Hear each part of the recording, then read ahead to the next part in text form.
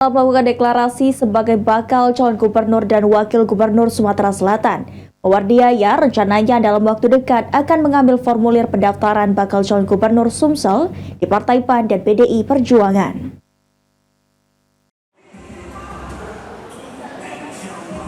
Setelah melakukan deklarasi sebagai bakal calon gubernur dan wakil gubernur Sumatera Selatan, Mawardiaya rencananya dalam waktu dekat akan mengambil formulir pendaftaran bakal calon gubernur Sumatera Selatan.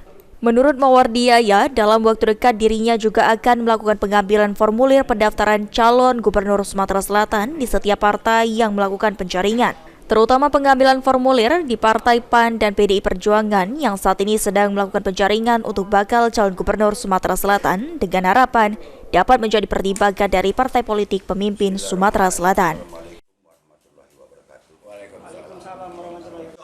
Mungkin besok atau lusa kita ambil formulir, kan itulah waktunya kan 1 bulan Pak.